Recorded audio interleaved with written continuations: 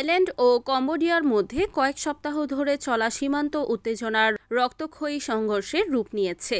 বৃহস্পতিবার সকালে সীমান্ত এলাকায় সংঘর্ষে অন্তত 12 জন নিহত হয়েছে, যাদের মধ্যে 11 জনই বেসামরিক নাগরিক। থাই সেনাবাহিনীর তথ্য অনুযায়ী সীমান্তে প্রস্তুত রাখা 6টি F-16 যুদ্ধবিমানের মধ্যে একটি কম্বোডিয়ার অভ্যন্তরে বোমা বর্ষণ করে একটি সামরিক লক্ষ্যবস্তু ধ্বংস করে। সেনাবাহিনীর ডেপুটি মুখপাত্র রিচা সুকসুয়ানন বলেন, পরিকল্পনা অনুযায়ী আমরা সামরিক লক্ষ্যবস্তুতে আকাশ হামলা চালিয়েছি।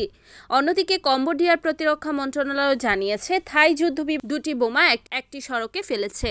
এই হামলাকে তারা কম্বোডিয়ার সার্বভৌমত্ব ও আঞ্চলিক অখণ্ডতার বিরুদ্ধে বেপরোয়া ও নৃশংস সামরিক আগ্রাসন বলে নিন্দা করেছে। থাই স্বাস্থ্যমন্ত্রী জানান, কম্বোডিয়ার গোলাবর্ষণে অন্তত 11 জন বেসামরিক নাগরিক এবং একজন সেনা সদস্য নিহত হয়েছেন।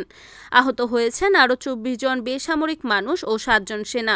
তবে কম্বোডিয়ার পক্ষ থেকে কোনো হতাহতের খবর এখনও নিশ্চিত করা হয়নি। থাই সেনাবাহিনীর এক বিবৃতিতে বলা হয়, কম্বোডিয়া আমাদের বেসামরিক জনগণের ওপর হামলা চালিয়ে মানবতা বিরোধী কাজ করেছে। আমাদের সার্বভৌমত্ব ও জনগণকে রক্ষার জন্য থাইল্যান্ড প্রস্তুত রয়েছে।